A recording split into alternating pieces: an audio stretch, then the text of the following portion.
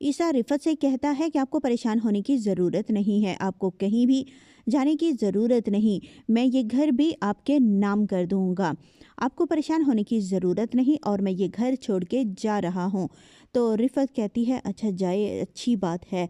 ये इसे बिल्कुल भी नहीं रोकती और यहाँ से ईसा चला जाता है और जाते वक़्त वहाँ से वो अपने वालिद और वालदा की सिर्फ तस्वीर उठाता है और वो सिराज के पास जाएगा और कहेगा कि आप अम्मी को बता दीजिएगा कि मैं इस घर में से कोई चीज़ भी उठा के नहीं लेके जा रहा, हर चीज़ यहीं पे मौजूद है और मैं यहाँ से सिर्फ ये 2 तस्वीरें लेकर जा रहा हूँ।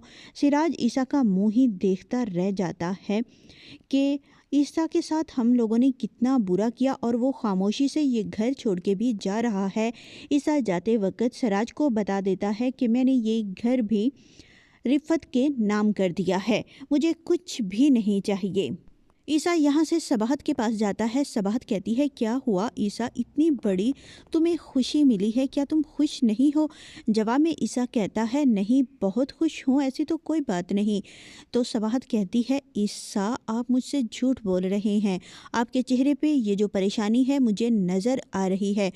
सबाहत ईसा से पूछती है कि ना अरेज आया है और ना ही आपकी अम्मी आई है, क्या आपने उन्हें नहीं बताया?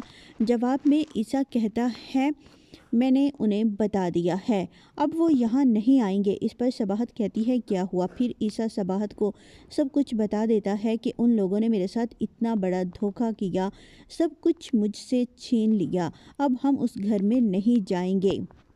ईसा से एक अच्छा काम हो जाता है कि उसने सबाहत के नाम एक घर लिया है जो कि वो इसे गिफ्ट करना चाहता था और उसके बारे में ना रिफ़त को मालूम है ना ही अरीज़ को मालूम होता है।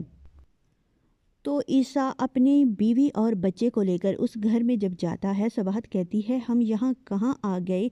इस पर ईसा कहता है कि ये घर मैंने तुम्हारे लिए ख़रीदा था, तुमने मेरे लिए इतना कुछ किया, इतनी बड़ी खुशी दी, तो इसलिए मैंने ये घर तुम्हारे लिए ख़रीदा है। जो खुशी मैं तुम्हें देना चाहता था वो खुशी तो मैं तुम्हें दे नहीं सका, जैसा मैं इस्तकबाल करना चाहता था वैसा इस्तकबाल मैं तुम्हारा नहीं कर सका। तो सबाहत कहती है ईसा ये जो तुमने मेरे लिए किया, इतना बड़ा घर मेरे नाम करवा दिया, इससे बड़ी खुशी क्या हो सकती है? तो यहाँ पे सबाहत और उसका बेटा हैं। फिर ईसा अपनी जॉब ढूंढना शुरू कर देता है। ईसा समझदार तो बहुत है और इसे कारोबार का भी सारा गुण आता है। इसे किसी अच्छी जगह जॉब मिल जाती है, फिर दोबारा से ये नए सिरे से तरक्की करना शुरू करता है और आहिस्ता आहिस्ता ये तरक्की करना शुरू कर देता है। और दूसरी तरफ ईसा की बहन को जब इस बारे में इल्म होता है कि मेरी माँ ने धोखे से सब कुछ ईसा से अपने नाम लगवा लिया है, तो इसे बहुत दुख होता है। ये अपनी वालदा के पास जाती है और कहती है कि अम्मी आपने ये क्या किया? भाई आपके साथ इतना मुखलस था, आपसे कितनी मोहब्बत करता था, हर बात आपसे पूछ कर करता था और उसने हमारे लिए क्या कुछ नहीं किया। इस पर इसकी वालदा कहती है कोई ज़रूरत नहीं तुम्हें ईसा की वकालत करने की, मैं जानती हूँ कि कितनी महरूमियाँ गुजार के मैंने ज़िंदगी गुजारी है। मेरा भी दिल करता था कि मैं अपनी हुक्मरानी करूं इस घर पे, अपनी मर्ज़ी से कोई काम करूं, लेकिन नहीं, हर चीज़ ईसा के नाम पे होने की वजह से मैं उसकी ग़ुलाम थी, उसकी खुशामद करती थी। किसी चीज़ की मुझे ज़रूरत होती थी तो मैं पहले ईसा के सामने हाथ फैलाती थी। मैंने जो किया ठीक किया, मुझे ये अपनी मेहनत का अजर मिला है, ये सब कुछ मेरे नाम होना चाहिए था ताकि तुम लोगों की मैं अच्छी तरीके से परवरिश कर सकती। इस पर इसकी बेटी कहती है कि माँ हमारे भाई ने हमारी परवरिश में कोई कमी नहीं छोड़ी, उसने हमारी छोटी से लेके बड़ी तक ख्वाहिश पूरी की है। इस पर इसकी वालदा कहती है हाँ उसने तुम्हारी ज़रूरियात पूरी की हैं, लेकिन ये तो नहीं किया कि इस दौलत और जायदाद में से वो बराबर का हिस्सा तकसीम करता और तुम लोगों में भी बांट देता। उसने ऐसा नहीं किया, तो फिर हमें उससे ये सब कुछ छीन कर ही लेना था ना। तो ईसा की बहन कहती है माँ उसने बहुत मेहनत की थी, अरेज भाई भी मेहनत कर लेता, उसके साथ दफ्तर जाता तो ये सारी दौलत ये सब कुछ बराबर तकसीम हो जाता। इसकी वालदा इसकी बातें नहीं सुनती और कहती है जाओ तुम अपने घर, और मुझे ज़्यादा नसीहतें करने की ज़रूरत नहीं, मुझे जो बेहतर लगा वो मैंने कर लिया। ईसा तो मेहनत करना शुरू कर देता है, दोबारा से वो उसी मकाम पर एक ना एक दिन पहुंच जाएगा और इधर अरेज इसने सब कुछ अपने नाम लगवा लिया होता है। रिफ़त बीबी को लगता है कि ये सब कुछ मेरे नाम है। ये बड़े रोब झाड़ रही होती है अपनी भाभी पे, अपने भाई पे।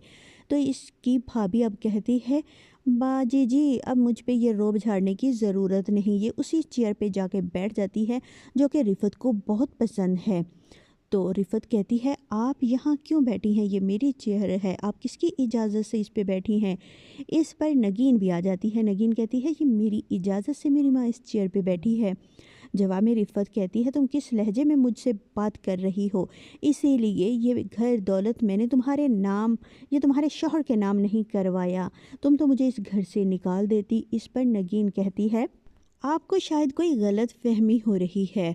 ये दौलत, दफ्तर पे जितने पैसे हैं ईसा भाई से निकलवाए हैं, उन सब पे कब्ज़ा सिर्फ़ और सिर्फ अरेज़ का है। इस पर रिफ़त कहती है, क्या बकवास कर रही हो? जवाब में नगीन कहती है, मैं बकवास नहीं कर रही, मैं ठीक कह रही हूँ। अरेज़ ने ना हर चीज़ अपने नाम लगवा ली है। आपको यकीन नहीं आता तो मैं अभी आपको कागजात ला कर देती हूँ। रिफ़त तो हैरान परेशान कि ये क्या हो गया। नगीन वो कागजात लाकर रिफ़त को दिखाएगी और कहेगी, ये देखें, ये प्रॉपर्टी सारी अरेज़ के नाम है। रिफ़त कहती है, मेरा बेटा ऐसा नहीं कर सकता, ये ज़रूर तुमने उसे बहकाया होगा। इस पर नगीन कहती है, मुझे बहकाने की ज़रूरत ही नहीं। असल में आपके बेटे ने ये गुण आपसे ही सीखे हैं। आपने ईसा भाई को धोखा दिया तो आपके बेटे ने आपको धोखा दिया, क्योंकि वो जानता था कि ये सब कुछ अगर आपके नाम हो जाता है तो आप हमें इस घर से धक्के देकर निकाल देंगी या आप हमें यहाँ मुलाजिम बना के रखेंगी। वो ऐसा नहीं करना चाहता था। तो अब आपकी इज्जत इसी में है कि आप चुपचाप जैसा मैं कहती हूँ वैसा करिए, क्योंकि ये घर मेरे शौहर का है और यहाँ पे हुक्मरानी चलेगी मेरी और मेरी माँ की। आपने मेरी माँ पे बहुत रोब झाड़ लिए, बहुत काम करवा लिया आपने मेरी माँ से। अब ऐसा कीजिए कि ये छोड़िए तस्बीह और किचन में जाइए और काम लग जाइए। हमारे लिए पहले अच्छी सी कॉफ़ी बना कर लाइए। इतने में यहाँ अरेज़ आ जाता है और अरेज़ से इसकी वालदा कहती है कि तुमने ये क्या किया, तुमने मुझे धोखा दिया। जवाब में अरेज़ कहता है, आपने भी तो ईसा भाई को धोखा दिया है, धोखे से ही ये सब कुछ आप अपने नाम करवा रही थी। तो फिर मैंने भी आपको धोखा दे दिया, क्योंकि मैं जानता हूँ कि पहले ही आप मेरी इज़्ज़त नहीं करती, ना ही मेरी बीवी की इज़्ज़त करती हैं। आपने तो हमें ग़ुलाम बना के रखा हुआ था, इसलिए मैंने ये सब कुछ अपने नाम कर लिया। आई एम सॉरी माँ, इसके अलावा मेरे पास और कोई चारा नहीं था। मुझे जब पैसों की ज़रूरत होती थी तो मुझे आपके सामने हाथ फैलाना पड़ते थे। अपनी बीवी के लिए मैंने कोई चीज़ लेनी होती थी, आपके सामने हाथ फैलाना पड़ते थे, तो ये मुझे अच्छा नहीं लगा। आपको परेशान होने की ज़रूरत नहीं, आपको जिस चीज़ की ज़रूरत होगी वो मैं आपको ला दूँगा। फिर अरेज़ की वालदा अब अपने काम पे शुरू हो जाती है और बहुत परेशान होती है कि मैंने कितना बड़ा धोखा दिया ईसा को और उसकी मुझे सज़ा मिल गई। एक दिन भी मैं इस घर पे हुक्मरानी ना कर सकी। कुछ दिन अरेज़ के सास और ससुर भी इस घर पे हुक्मरानी करेंगे और बेचारी रिफ़त मुलाजिम बन के रहेगी और अरेज़ कुछ ही दिनों में फैक्ट्री का कारोबार का दिवालिया निकाल देगा और ये सब भूखे नंगे हो जाएंगे।